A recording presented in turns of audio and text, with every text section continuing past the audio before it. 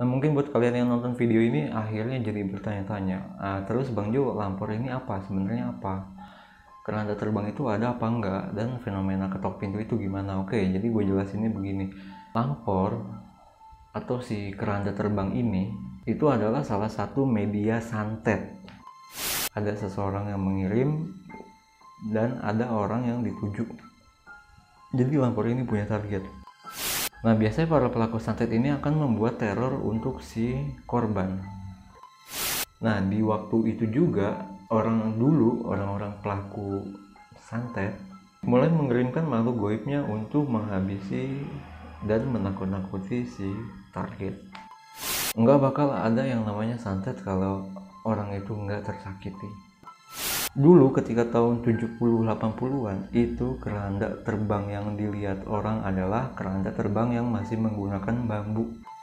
Jadi kalian boleh kreatif, tapi tolong kreatif kalian harus diimbangi dengan akal kalian.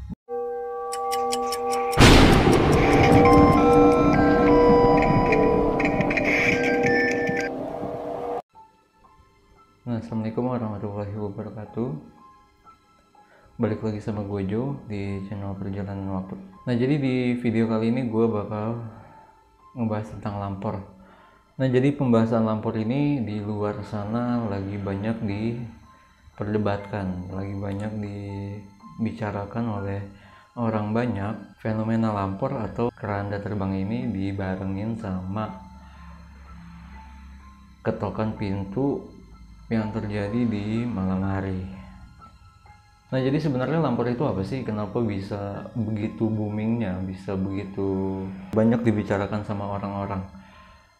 Nah, jadi lampor ini menurut orang-orang di luar sana itu adalah salah satu tanda, salah satu simbol kalau yang katanya dia ngebawa sebuah pagebluk atau sebuah penyakit yang berbahaya mungkin dan lain sebagainya. Dan ada sebagian orang juga yang bilang kalau si lampor ini atau keranda terbang adalah sebuah iring-iringannya Ratu Pantai Selatan. Dan ada juga yang percaya kalau lampor ini itu hasil dari kemarahannya Nyi Blorong kehilangan sebuah selendang. Nah, jadi di video kali ini mungkin kita bakal ngebahas satu persatu yang memang menurut gue penting untuk dibicarakan. Oke, jadi kita mulai dari bahasa lampor. Lampor itu apa sih? Setelah gue cari tahu, lampor itu adalah sebuah kelompok makhluk halus, makhluk goib yang berkumpul. Nah, itu adalah lampor. Kenapa harus dikaitkan dengan si keranda terbang? Atau mungkin menurut mereka lampor ini adalah sekelompok makhluk halus yang beriringan membawa sebuah keranda terbang mungkin. Tapi itu kan baru katanya atau kata beberapa orang yang udah mencoba mengungkap si lampor ini sendiri mungkin ya. Nah, tapi kalau buat gua itu semua nggak ada yang masuk. Nggak ada hubungannya keranda terbang itu datang ke kampung-kampung untuk nyebarin penyakit, itu nggak ada. Itu nggak ada ya, gue ingetin lagi, itu nggak ada. Tapi balik lagi, penilaian orang, pandangan orang, persepsi orang itu kan beda-beda. Nah, ini menurut gue pribadi gitu. Jadi kalian boleh percaya, kalian pun juga boleh nggak percaya. Semua balik lagi ke kalian. Nah, tapi yang gue mau pasin kali ini di video ini yaitu lampor itu bukan suatu makhluk atau suatu bencana yang ngebawa pagebluk, wabah ataupun penyakit menular yang mungkin mematikan ke suatu kampung, itu enggak. Nah, terus lampor ini dikaitkan dengan si Ratu Pantai Selatan. Nah, oke. Seperti yang udah kita tahu, mungkin gue nggak perlu banyak cerita lagi tentang siapa si Ratu Pantai Selatan. Tapi yang mau gue tegasin adalah mau kemana pun Ratu Pantai Selatan ini pergi, mereka selalu jalan beriringan, berkelompok, dan identik dengan kereta kencana. Jadi nggak ada cerita seorang Ratu Pantai Selatan, mau dia pergi ke keraton, mau dia pergi ke Merapi, mau dia pergi ke tempat mana, itu pakai keranda, itu enggak. Karena keranda ini kan simbol kematian.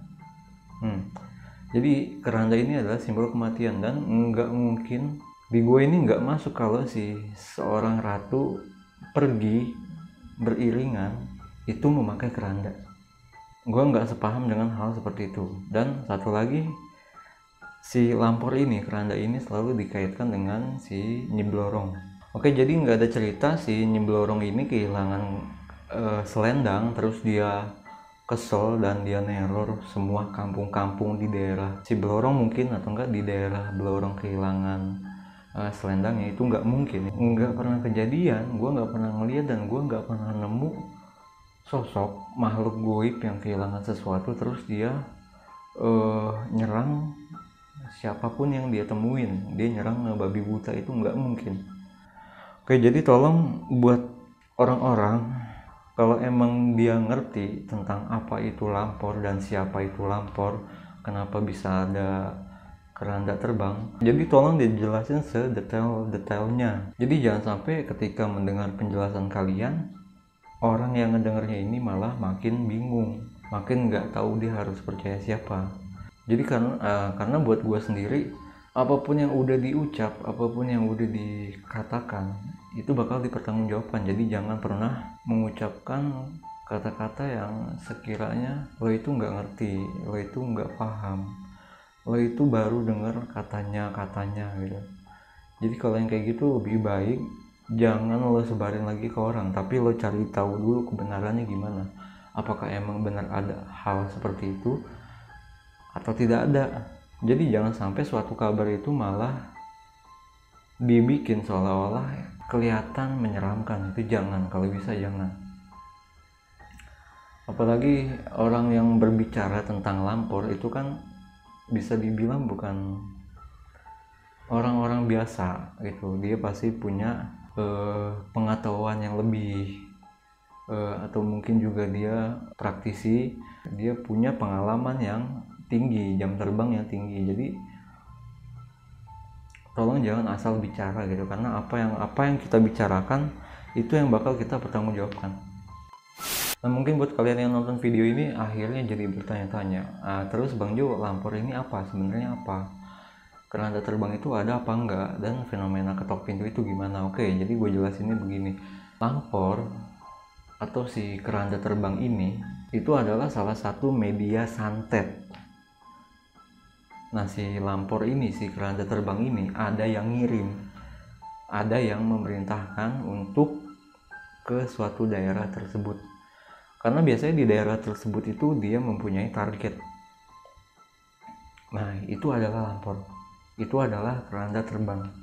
Jadi dia nggak bawa penyakit, jadi dia bukan dari Ratu Pantai Selatan ataupun dari hal-hal lainnya yang menurut gua nggak masuk. Yang benar itu adalah Lampor ini sebuah media santet. Ada seseorang yang mengirim dan ada orang yang dituju. Jadi Lampor ini punya target, dan nggak mungkin dia nyerang satu desa, satu kampung. Dia cuma nyerang satu target karena dia dikirim, karena dia diperintahkan. Nah, terus fenomena Lampor ini emang dulu sempet kejadian. Di tahun sekitar 70-an, 70-80. Di situ banyak orang yang masih menggunakan metode Lampor, media keranda terbang. Dan orang yang menggunakan media keranda terbang ini termasuk dalam kategori yang sedikit. Biasanya mereka yang hidupnya di hutan, di goa gitu, atau bisa dibilang para petapa yang ada di gunung, ataupun orang-orang sakti zaman dahulu. Karena ini adalah sebuah ilmu tua. Lampor atau keranda terbang ini adalah sebuah ilmu tua, dan nggak semua orang bisa menguasai ilmu ini karena emang tingkat kesulitan yang tinggi dan juga membutuhkan makhluk goib yang berkualitas dan power yang cukup gede. Jadi gue bisa ngomong kayak gini, gue bisa menjelaskan seperti ini karena dulunya gue juga emang bukan orang yang baik. Karena dulu gue juga sempet memakai metode seperti ini, walaupun beda media, tapi secara nggak langsung gue ngerti sebuah sistem santet. Nah, biasanya para pelaku santet ini akan membuat teror untuk si korban. Nah, jadi teman-teman, waktu itu ketika di tahun 70-80-an, ketika maraknya kasus lampor, kasus si keranda terbang ini, banyak kejadian aneh yang terjadi di saat itu. Nah, rata-rata akan dimulai ketika setelah maghrib. Nah, sampai akhirnya orang-orang zaman dahulu, orang tua zaman dahulu itu melarang anak-anaknya untuk keluar ketika waktu maghrib ataupun setelah maghrib. Karena apabila mereka keluar masih di luar ketika maghrib dan keluar sehabis maghrib, maka ada beberapa orang yang hilang secara tiba-tiba. Ketika dicari nggak ketemu, dan beberapa hari kemudian mereka diketemukan tapi dalam keadaan diem, banyak bengong, nggak ingat sama orang, nggak kenal sama keluarga. Nah, makanya mereka, orang-orang zaman dahulu itu melarang anak-anak cucunya masih berada di luar ketika maghrib ataupun keluar setelah maghrib, dengan alasan nanti diculik sama wewe gombel, kolong wewe, dan lain sebagainya. Nah, dari hal-hal seperti itu akhirnya yang membuat si lampor ini semakin ditakuti sama orang-orang zaman dahulu.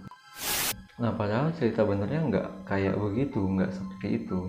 Jadi yang benernya adalah ketika perpindahan waktu antara setelah asar dan menjelang maghrib, itu adalah dimana waktunya gerbang mereka, gerbang alam goib itu terbuka.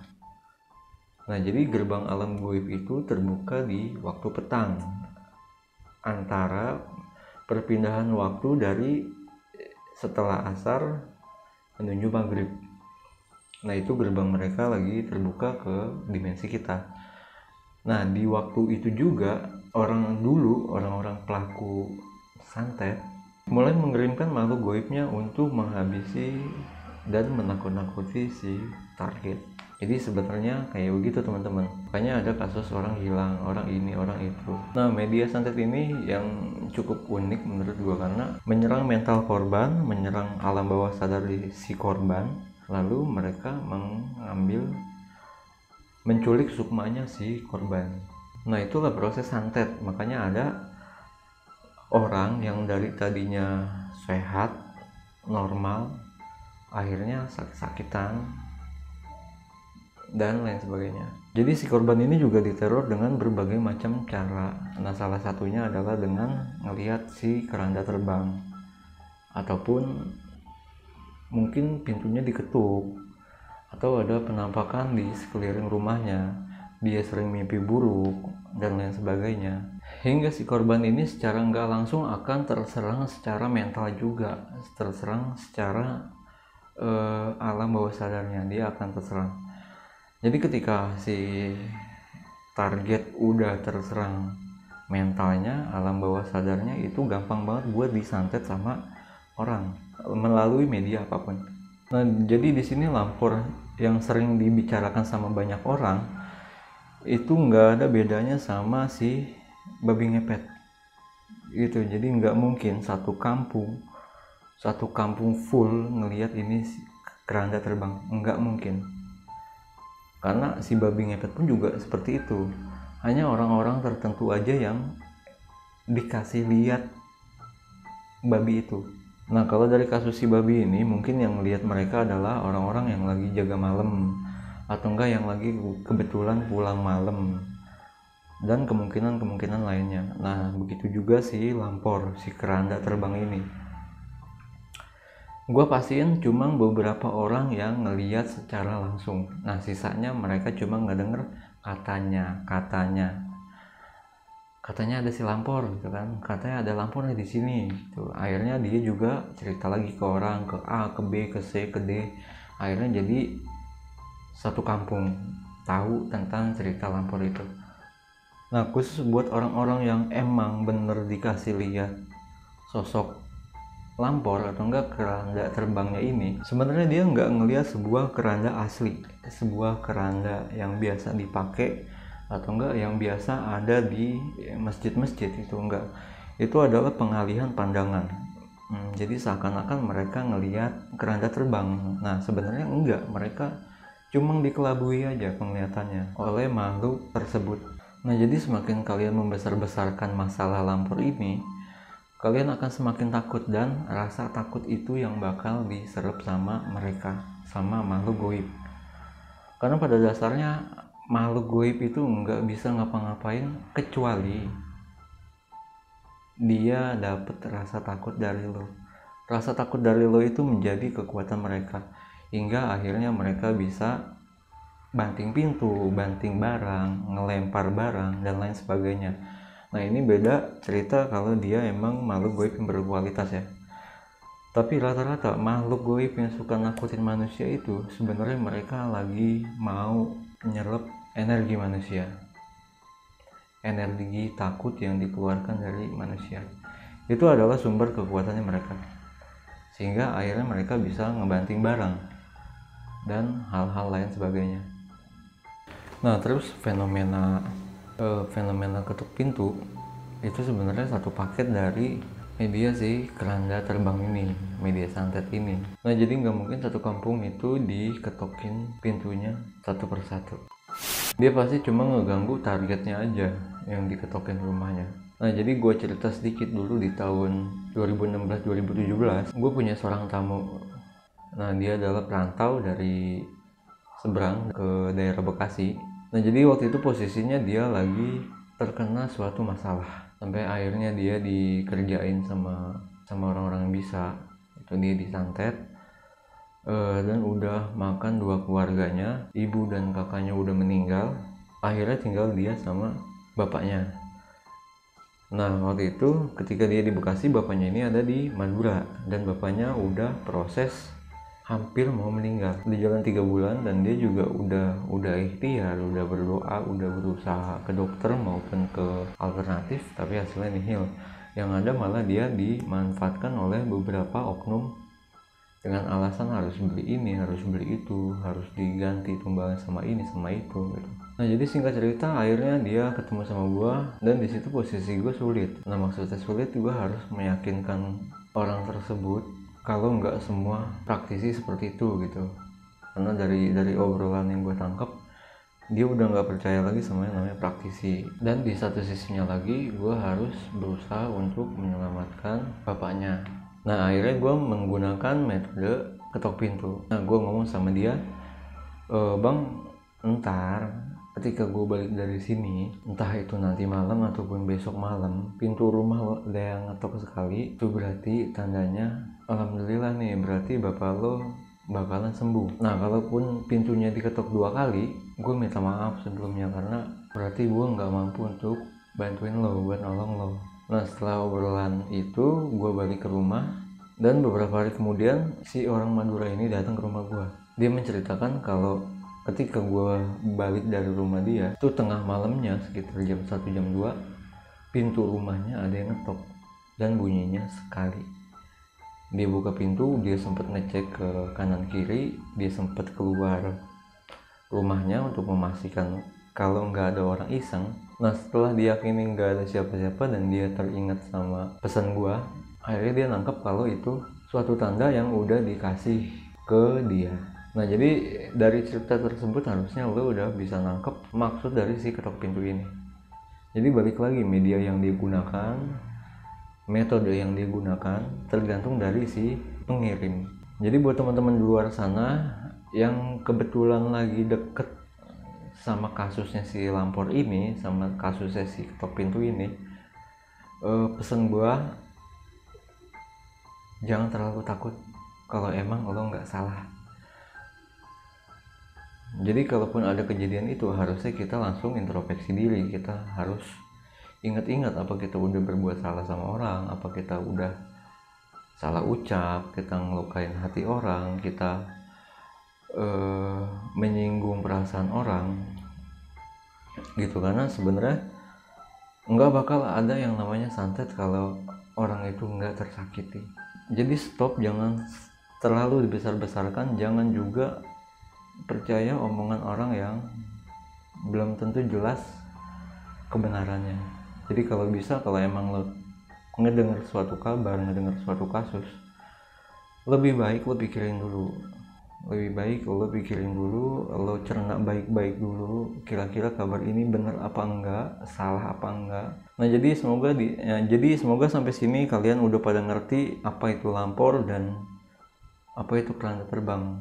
Nah, yang lucu di sini adalah dulu ketika tahun 70-80-an itu keranda terbang yang dilihat orang adalah keranda terbang yang masih menggunakan bambu dan bukan menggunakan stainless seperti keranda terbang yang sekarang.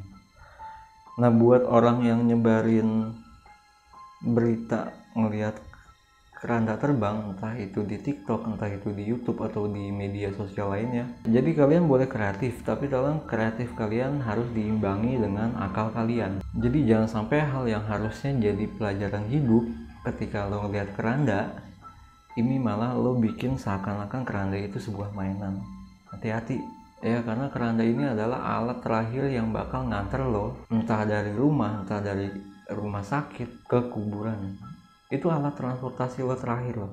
Makanya kita diciptakan sama Allah itu sebagai makhluk yang hampir sempurna karena kita dikasih akal. Jadi tolong dipergunakan akal itu.